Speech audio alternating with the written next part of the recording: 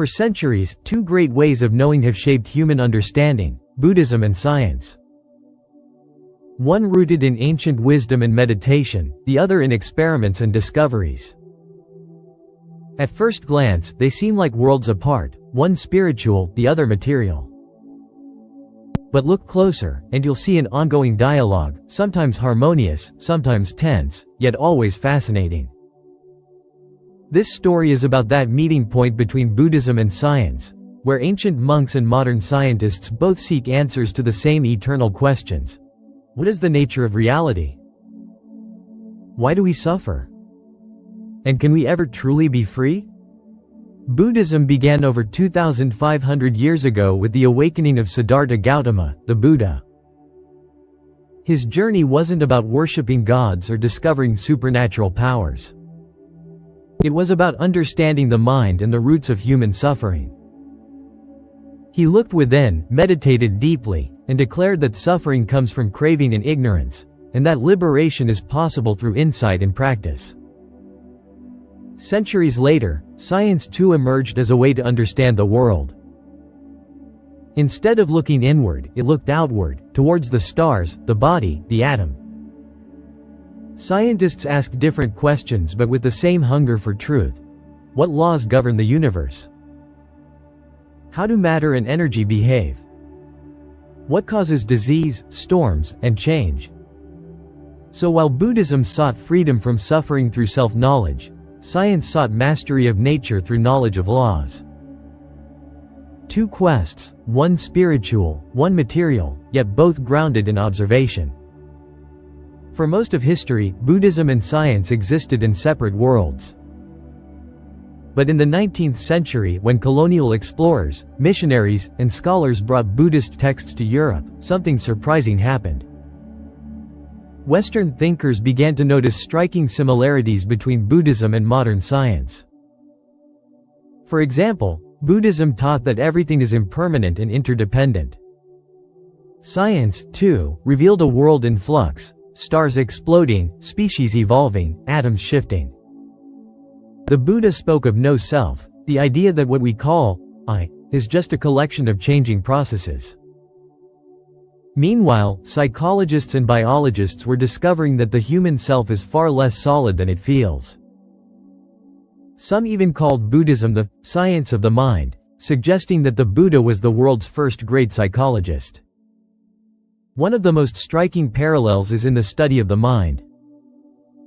Buddhism is built on direct observation of thought, emotion, and awareness. Meditation, at its core, is an experiment. Sit, observe the breath, watch thoughts arise and pass, notice craving and aversion, and record the results in experience. Science approaches the mind differently, with brain scans, behavioral studies, and experiments. But the goal is similar: to understand consciousness. Today, neuroscience has begun to study meditation seriously. Experiments show that long-term meditators can actually reshape their brains, reducing activity in the areas linked to anxiety, strengthening regions tied to compassion, and even slowing aging at the cellular level. In this sense, science confirms what Buddhism has taught for centuries, that the mind is trainable, plastic, and capable of transformation. But harmony is not the whole story. Buddhism and science also clash in key ways. Science is built on materialism, the belief that everything, including consciousness, arises from physical matter. Neurons fire, chemicals move, and awareness appears. No mystery, just biology. Buddhism, on the other hand, does not see consciousness as just a byproduct of matter. While it rejects a permanent soul, it treats awareness as fundamental to experience, perhaps even irreducible. The Buddha never claimed the mind was just the brain. In fact, some schools of Buddhism suggest consciousness has layers beyond the physical body. This creates a tension. If science insists the mind is only neurons, and Buddhism insists that awareness is deeper than that, can the two ever truly agree? Another clash is with rebirth and karma. Buddhism teaches that actions in one life shape future lives. Science, however, has found no evidence for life after death. To scientists, memory and personality vanish when the brain dies. To Buddhists, death is not the end but a doorway. So while meditation and psychology can meet, metaphysics and materialism remain worlds apart. In the 20th century, another strange connection appeared: quantum physics. Quantum theory revealed a universe far stranger than Newton ever imagined. Particles exist in probabilities, not certainties. Observation changes outcomes. Matter is both wave and particle. To many, this sounded eerily like Buddhism. The Buddhist idea of emptiness, that nothing has independent existence but arises through relationships, echoed the quantum view of reality as interconnected and observer-dependent. Physicists like Niels Bohr and Werner Heisenberg even admitted that Buddhist and Taoist ideas sometimes resonated with quantum discoveries. Of course, many scientists warn against romanticizing this link. Buddhism is a philosophy of liberation, not a physics textbook. And quantum theory is based on mathematics, not meditation. Still, the parallels inspire dialogue and curiosity, suggesting that reality might be stranger than either tradition alone can describe. In the late 20th century, dialogue between Buddhism and science became more formal. The Dalai Lama, spiritual leader of Tibetan Buddhism, has long been fascinated by modern research. He meets regularly with neuroscientists, psychologists, and physicists to explore the nature of the mind. Through initiatives like the Mind and Life Institute, monks have volunteered for brain scans while meditating. Scientists discovered that compassion meditation lights up areas of the brain linked to empathy more strongly than almost any other activity. This bridge building has made Buddhism especially influential in psychology. Practices like mindfulness meditation, once confined to monasteries, are now mainstream in therapy, education, and even corporate wellness. What began as a spiritual discipline is now studied in labs, prescribed by doctors, and recommended by mental health experts. But Buddhism also challenges science to think differently. Science tends to reduce problems into parts, neurons, molecules, DNA. Buddhism looks holistically at suffering, asking not just what is happening, but how can we be free from it? Science might describe how anxiety activates certain brain regions. Buddhism trains the mind to observe anxiety, accept it, and let it dissolve. Science maps the mechanics. Buddhism offers the method for liberation. In this way, Buddhism reminds science that knowledge alone is not enough. Wisdom and compassion are equally necessary. At the same time, science challenges Buddhism. It demands evidence, testing, and skepticism. For claims like rebirth or miraculous powers, science presses, "Where's the proof?" This pressure has forced modern Buddhists to reinterpret some ancient ideas. Some treat rebirth symbolically, as the rebirth of habits and behaviors in daily life, rather than literal past lives. Others still hold the traditional view. Science pushes Buddhism to separate what is timeless insight, like impermanence and mindfulness, from what may be cultural context, like cosmology or mythology. Perhaps the greatest danger to both Buddhism and science is dogma. Science, when it becomes rigid materialism, can dismiss anything it cannot measure. Buddhism, when it becomes rigid ritual, can lose the spirit of inquiry. But at their best, both are methods, not beliefs. Buddhism says, "Don't accept my words on faith, test them in your own mind." Science says, "Don't accept authority, test through experiment." In this sense, both traditions are quests for truth beyond superstition or blind faith. So what does the future hold for the dialogue between Buddhism and science? One area is consciousness studies. Science still struggles to explain why we have subjective experience at all. How does the firing of neurons create the taste of coffee, the sound of music, or the feeling of love?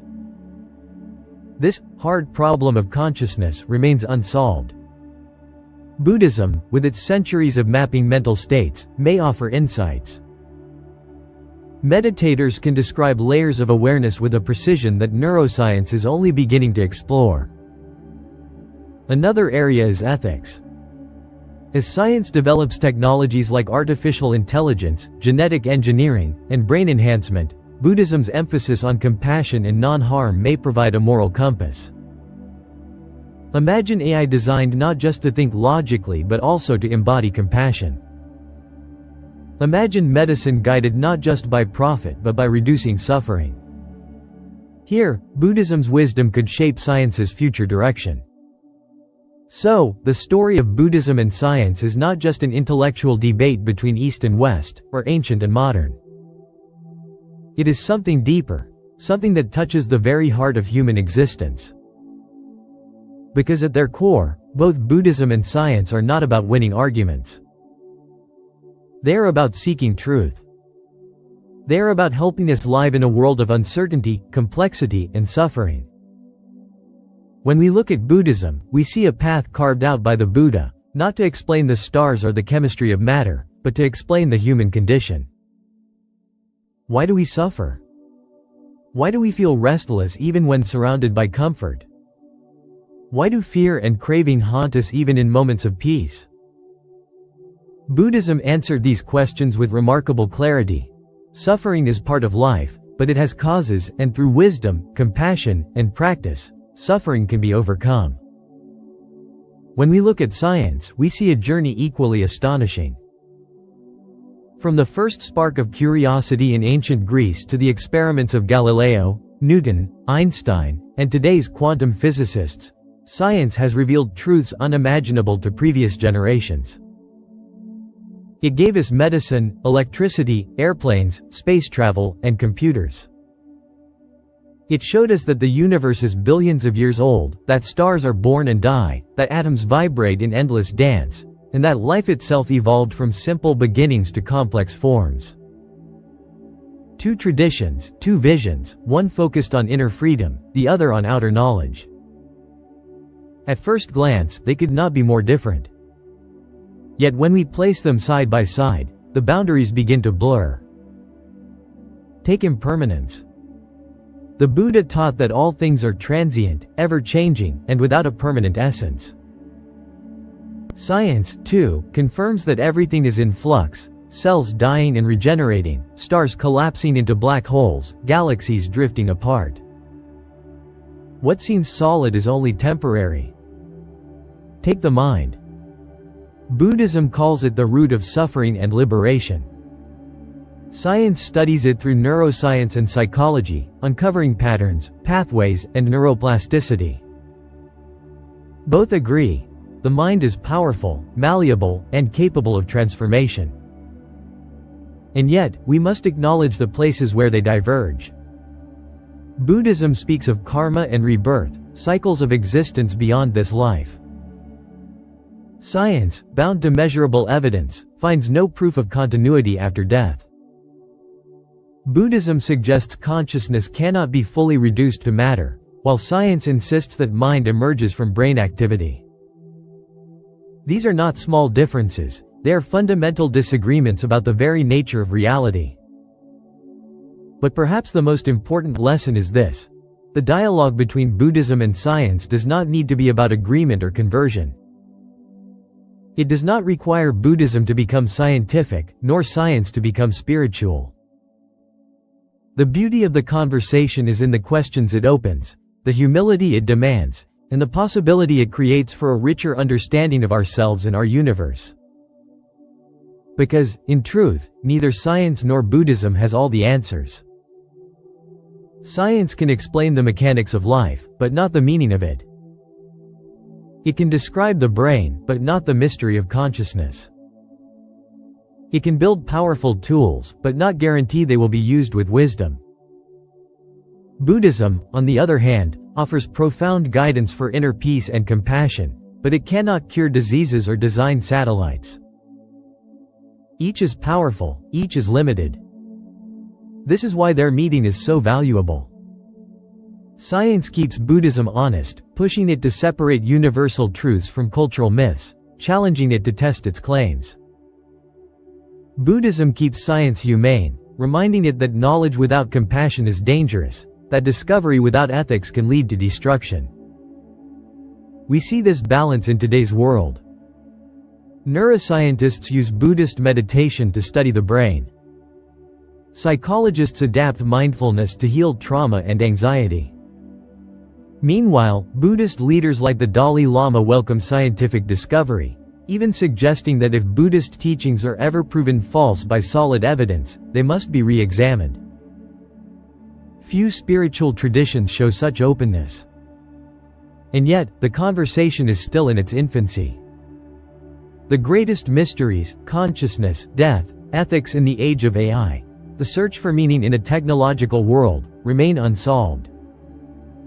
Science struggles with the hard problem of why experience exists at all.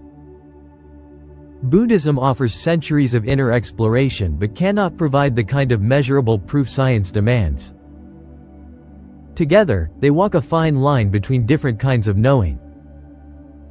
Perhaps the true value lies not in merging them into one, but in letting them remain two lenses, two perspectives, illuminating different aspects of the same reality.